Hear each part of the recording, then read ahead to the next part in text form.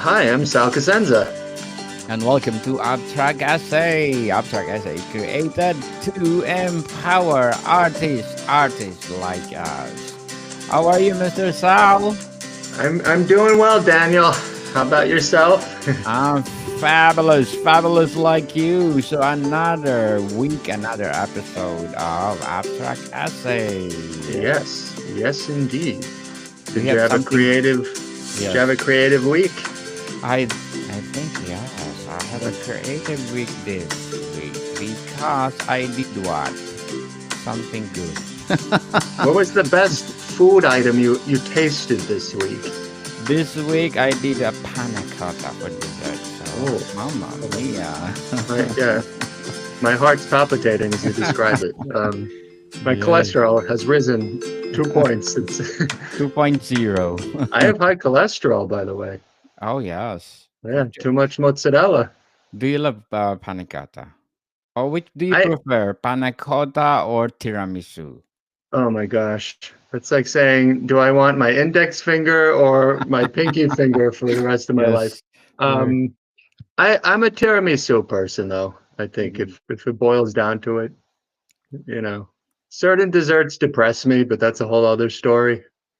I don't know, like cake. I'm not big on cake, but I like mhm. tiramisu because it's got, it's soaked in what's the lick? It's in like a rum or Liquor, something. yes, Yeah, around. and Chef coffee rub and Yes, Chef Alessandro can make different kinds of flavor of tiramisu. You can do vodka, you can beer, you can what else do you oh want my God. to? Yes, liquor, coffee, vanilla, anything under the sun. We can do uh create flavor for tiramisu as well as panna cotta too, if you want. Okay. Nothing like a good tiramisu and nothing like a great cannoli. Oh my gosh. Cannoli. Oh, Which, yeah. so But speaking, anyway, yes, speaking of food, I just want to please do listen to my other podcast in its fifth season, people. Fifth season with Chef Alessandro, one of the specialty chef in one of the five-star hotel in downtown Toronto. And please do listen to our latest episode. We are reading our letter senders all over the world. So, Mr. Sal, what will be our topic for today? okay, so the saga continues with Let's the start, domestic New York yes. collection. Can I give a drum roll? You want to do the drum roll? Yes. And let me see if I can time it. I Oh, one more. I I know. No? Yes? Yes. I don't know. Yes. Plus there's a delay. Well, I'm currently on Antarctica, so there's a bit of a delay. I'm joking, I'm not on Antarctica. Okay, Arizona. let's get into it. So, for we left off in sort of the sophomore period of this domestic New York collection of mine, which, as a reminder, it's 57 different painting installments. I started it in 2006, and I my last one was created in 2019. Um, and so now we're sort of in the 2010 20 I'll do 2010 to 2012. And I sort of started 2010 off with a very ambitious bang, if you will. I actually remember painting this over when I was in school at the time. It was over like a Christmas break. And so what we're looking at here is domestic New York, the life cycle from 2010. So this is a triptych. It's the only triptych in the entire domestic New York series. Um, there's a reason why it's the only one. I think it was a bit too ambitious, I think, for me at the time. Um, Strangely, even though I enjoy it, I like the result. It was only one of two that did not find an owner. So I still have this one. Um, but it's kind of nice to see it, to like walk by it every so often. Anyway, so it's constructed into three parts, being a triptych, right? So the first painting, and it's also, we might have to shield our eyes, Daniel.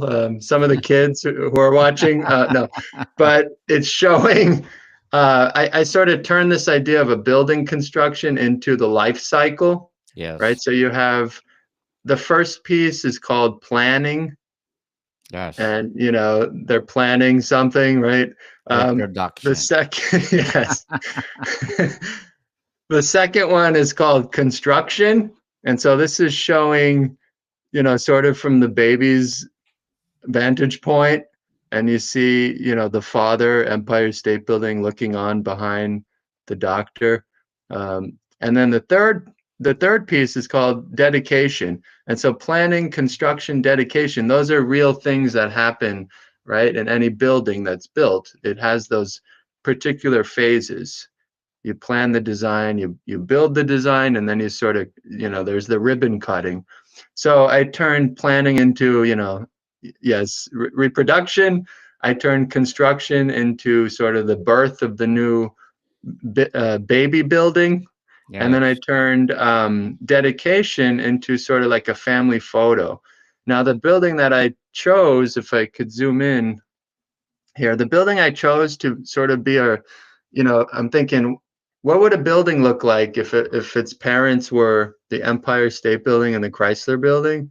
And surprisingly, I picked a building in Philadelphia called One Liberty Place. And if you look it up, it's sort of like a postmodern version of the Chrysler Building, especially, but it looks as if it would be, you know, a child of these two parents, which is crazy, but whatever, right? So Interesting. yeah. Interesting for me, Mr. Sal. So the third one is sort of like a Polaroid photo, right? I gave it this white border. I tilted it. I remember my dad helped me sort of put this thing together, screw it all together. So each, the canvases are not moving. It's not going anywhere. It reads as one giant sort of block of a painting. But each piece, has its own different dimensions. But so there you go. Domestic New York, the life cycle, starting off 2010 with a bang in a couple of different ways. Uh-oh, sensors. Okay, let's go to the next one. So Sensor. then, yeah, so what I did later on, or in 2010, was the first time as like a young adult that I went back to New York City, and so I took a ton of photos. I wandered New York for like a month, and so I found, I took photos of the Empire Diner, which is still there. It's in the Chelsea area. I took other photos, and then I turned those into domestic New York paintings. So the first one to come up from that exploration was domestic New York. Meet me at the diner 10 sharp, and it's a 16-inch by 20-inch piece, 2010. I was, I am and was at the time influenced by Georgia O'Keeffe, who's a iconic painter. Yes. And in the 1920s, she had painted a series of really amazing skyscraper paintings of including, the Radiator Building in New York. So this is when she lived in New York. That's all she painted before she moved out to New Mexico and later in her career and started painting, animal skulls and orchids and different flower petals and such. So she had a really interesting career pivot. But so this sort of pays homage to the Georgia O'Keeffe cityscape style. So some of the lights found in the backdrop on the buildings, and also these street lights with the circles around them, were an homage to Georgia. Um, and I wanted to make these black and white. So this is kind of the start of this sort of little film noir exploration that some of the paintings in this series get into, right? So this would be the first that does so. But here you have Chrysler and Empire sort of sitting in this, lowly looking diner, Art Deco inspired diner. Okay, so then another photo I took was this back wall here of this next painting, this graffiti laden wall right underneath um, the High Line in New York City. So this painting's called Domestic New York. What's a pretty building like you doing in a place like this? And so here we have Chrysler Building pushing a stroller, and if you could see just in the bottom right corner is that One Liberty Place baby. So there's some storyline continuity, um, between the domestic New York life cycle, and now here's the baby sort of returning to the story. Here you have sort of a vagabond sitting and sort of harassing Chrysler Building. So she's strolling through this very sort of sketchy area, but I love the graffiti. A lot of this was taken directly from the photo, and then I incorporated some more in there. But this is one of the few times I had the chance to paint graffiti. I love street art and tagging and graffiti. Some of it could be really beautifully done. Okay, so that's that one. Here we get back into film noir territory, so I'm going black and white again. Um, Awesome. yeah, when I remember vividly walking the sort of East River um, in Manhattan, and then I was underneath this bridge. This is the Manhattan Bridge, which is nearby the Brooklyn Bridge, um, just um, just north of it. So I took that shot and then I sort of replicated it in this painting. This one's called Domestic New York Bandits and Briefcases. And again, the titles also are very film noir, right? Like something out of a 1940s, you know, uh, movie with who's a famous, um, oh King my Kong. gosh, well, King Kong. Yeah, he was. You're right. He was a celebrity. Yes. Um, I'm thinking of Casablanca, the actor. Casablanca, yeah. Oh my gosh, who's the actor in Casablanca? Oh Um, my goodness, need I'm to find ashamed of the myself. old one. Let's The see. original Casablanca with not Casablanca. Cla- not Clark Gable. Oh my goodness. Wow. All right. Just Uh, delete this part of the recording. Anyway, Casablanca is American it's 1942 American films by yeah. Michael Curtis. I, Julius, I scream. The actor. Yeah, what are the I actor? have to look at Humphrey Bogart. Humphrey Bogart. Oh my Yes, gosh. Okay. Ingrid Bergman. And Bergman. I Yes, apologize to all film critics. fans out there. Yes. Humphrey Bogart. So Domestic New York Bandits and Briefcases is showing a sort of, something's going on, right? And Mm, here's a sort of mafiosi looking dude, and he's got, a device in his hand, and here's Empire State Building with a fedora, and another building behind with another device in that building's windows, right, pointing. So here's a vintage Buick. So this one I remember I was really into when I was painting it. And then I even added little, how when you watch an old movie, the film quality is grainy, and sometimes you'll see like a hair on the film or a stain, it's not yes. fully restored. So I wanted to incorporate some of that into this painting to give it that film-like quality. So this one's Bandits and Briefcases from 2010. I follow that one up with Domestic New York, Bullets and Broads.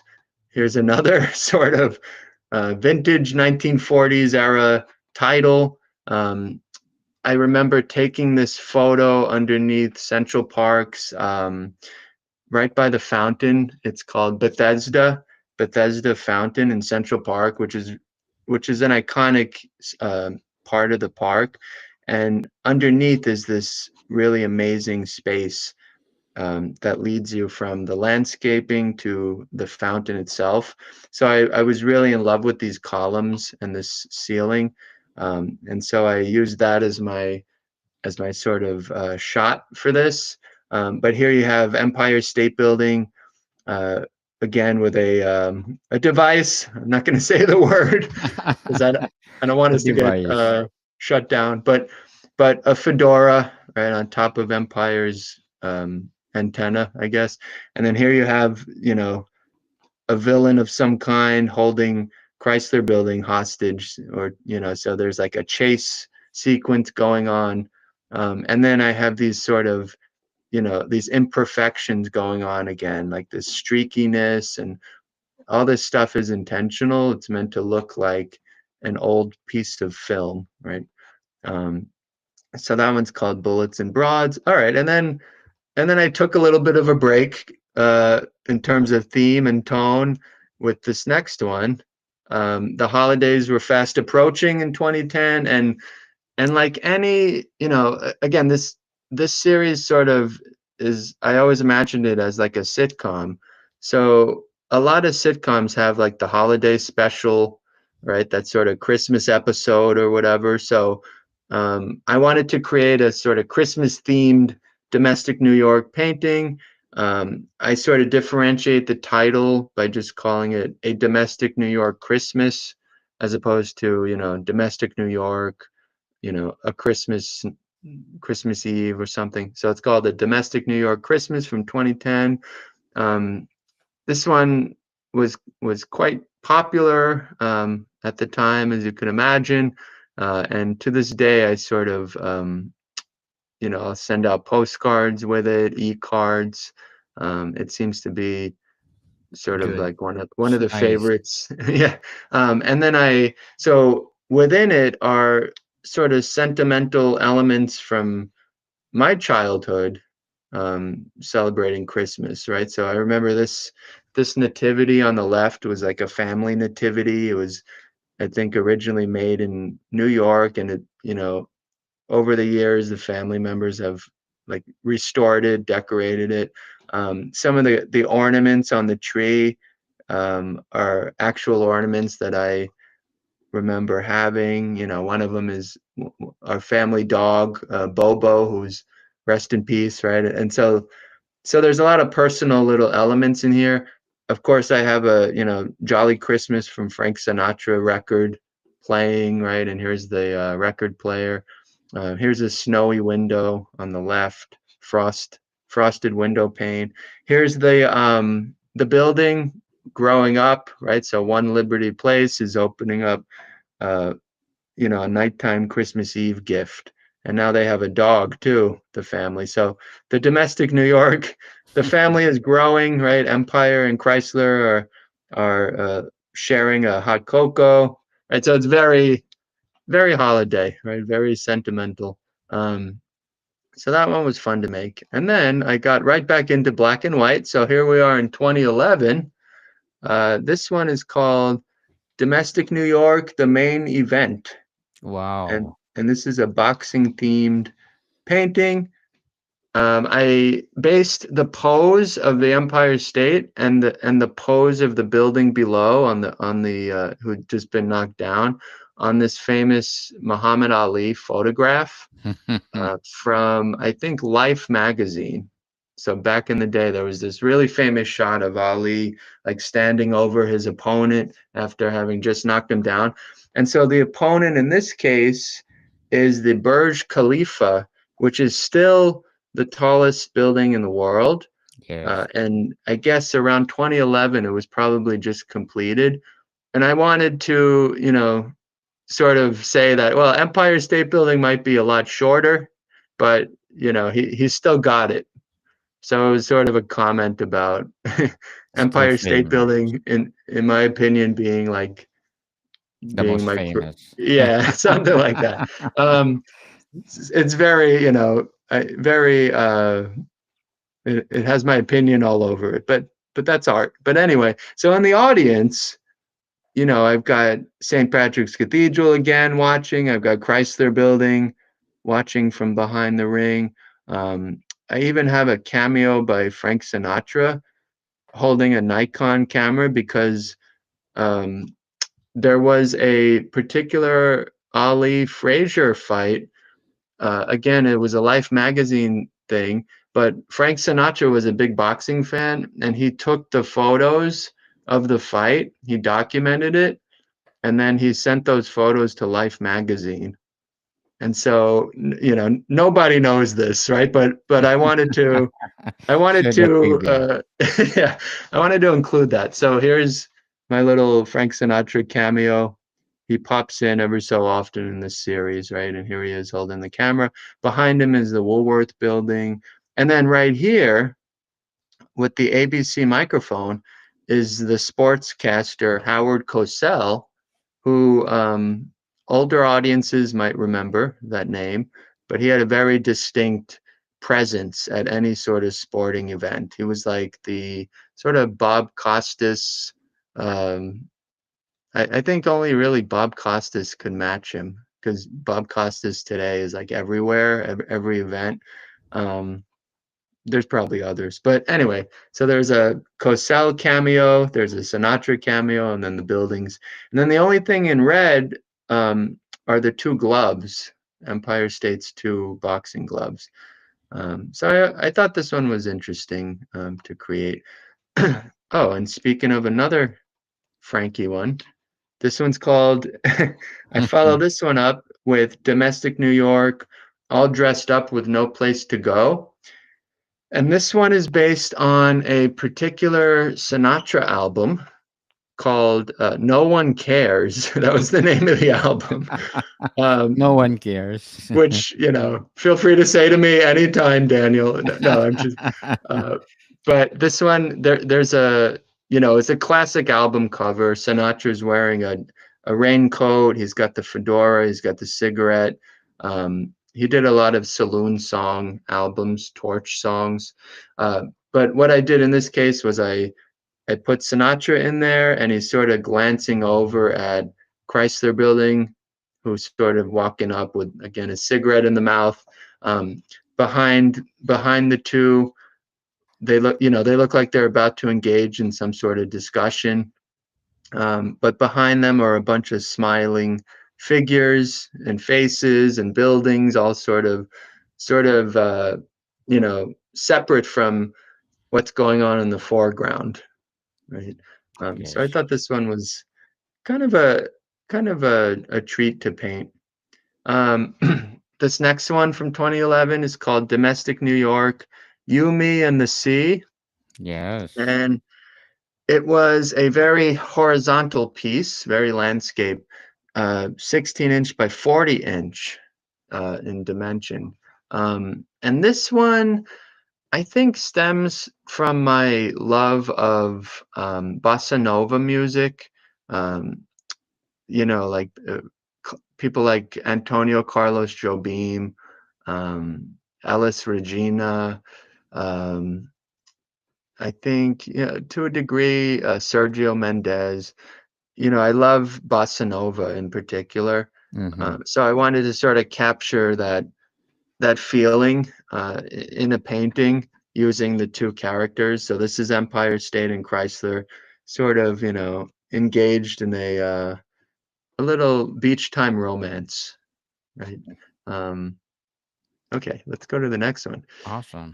So here we go. This one is also from 2011. I think this is, yeah, that was a busy year for this series, but um, I love, I like the Beatles a lot. I Yes. love, I love Paul McCartney, and I like Wings, and he had a band after the Beatles called Wings, and probably their most iconic album is Band on the Run, which has, Band on the Run. It has Jet.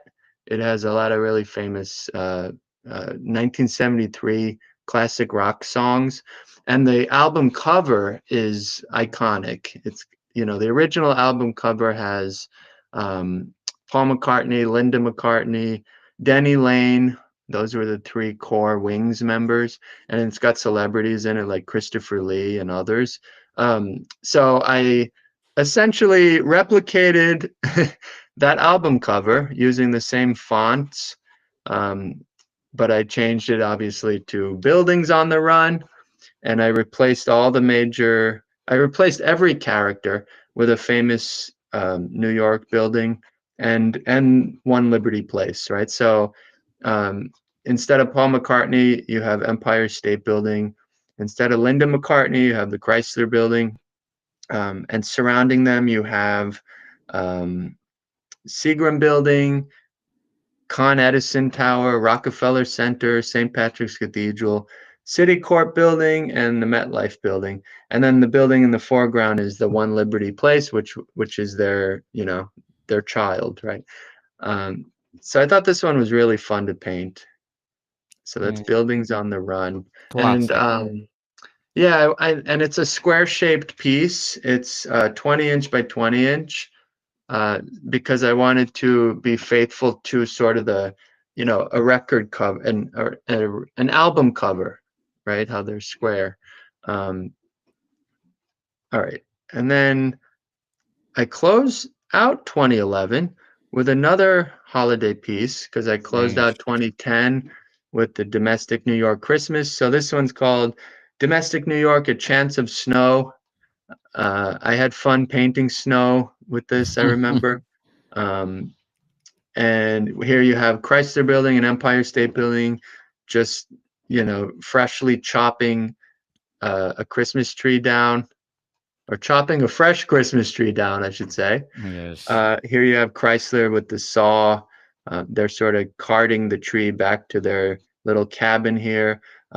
Sort of ahead of them is One Liberty Place, somehow throwing a frisbee. And here's that family dog from the first Christmas painting from a year ago, going after it. So there's a sense of continuity here. And to do the trees, I remember painting these trees.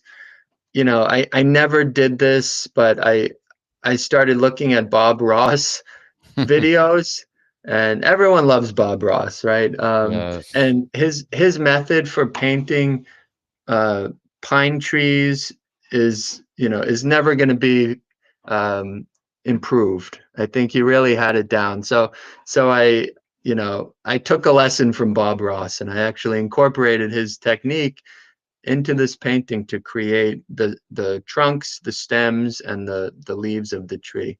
But it's a very sort of wintry scene, right? Everything about it. This is Domestic New York: A Chance of Snow. Okay, and then I'll show just a couple from 2012. There's a lot more from that year, which we can talk about in a later episode. But here's one called from early 2012, Domestic New York: The Empire Hotel.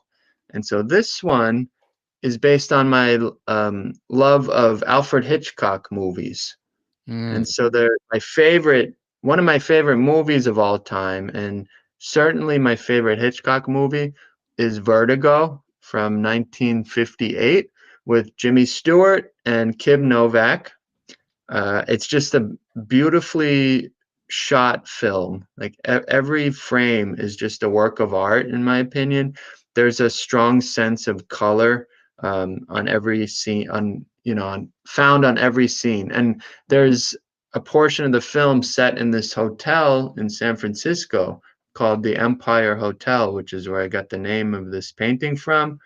And so there's this neon sign out on the window that just shines this brilliant neon green hue into the space.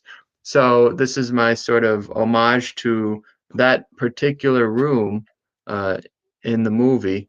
And so in this case, I have Chrysler and Empire sort of in this dreamlike state, because that movie is all about dreams and imagining things and reconstructing things and obsession. That I recommend watching Vertigo for anyone. So here you have, I'm thinking to myself, what would the Chrysler Building dream about, and likewise what would Empire State Building dream about? And so here you have Chrysler sort of dreaming of, just sort of riding the Pacific Coast Highway or something. Naturally, she would ride in a Chrysler car. So I forgot, I don't remember which car I based this red one on, um, but I'm sure it was a vintage Chrysler car. Um, I know it was a Chrysler. I just don't know. I can't vintage. remember. Yes. And then on the right, what would Empire State be thinking about? And for some reason, he's thinking about falling off of the Empire State Building. So the Empire is falling off the Empire. I don't know why, but this is what they're thinking about. This is what they're dreaming about, Daniel. That's what they're Um, doing. Yes. who am I to get in their way? You know. Um, Yes. okay, and then this will be the closing one for today. So this one's called Domestic New York in VistaVision. This is sort of another Alfred Hitchcock influenced painting. I sort of did, back to back. So there's a lot going on in this piece. Um, First of all, the title in VistaVision is a reference to uh, many of the great Alfred Hitchcock movies. He used VistaVision as his sort of panoramic, his camera, or I don't know film too well, like the technique of it, but the terms too well. But anytime you saw a Hitchcock movie, it usually said in VistaVision, and it was very bold. And I just loved that. I don't know why. So I gave it this widescreen format. So on the painting, I have two very deliberate black bands, one on the top, one on the bottom. And that's just to sort of reference the fact that this is a widescreen, sort of VistaVision type of film, right? And even my signature, I boxed it in to sort of look like Turner Classic Movies, so TCM. At the time, they used to have their logo with the box around it. So I wanted to give the illusion that you're watching it on TCM or something. So, but what's going on in the painting? You have, again, I just came back from New York, so I had all these photos. One of them was of Nathan's Hot Dogs in Coney Island, which is another place I recommend everybody needs to go to at least once for your Life. meat in tube form needs. So, here's a shot of Nathan's on the left, but it's using the vintage Nathan's from like the 1960s. So it's using the signage from that era of Nathan's. But naturally, eating a hot dog in the bottom left corner is Alfred Hitchcock himself, who was known to have cameos in his own movies, right? He would pop in every so often. Um, the shot, so the camera angle is of Empire State Building being chased by, we don't know who these people are, but he's just being chased in the middle of, Surf and Stillwell Avenue in Brooklyn, which is where Nathan's is. But the angle is based on a very Hitchcock signature angle, signature shot, where he would put the camera low, like belt Hmm. high, and then look up towards the character to convey a certain mood. And so I tried to replicate that here. I have the camera sort of panning upwards.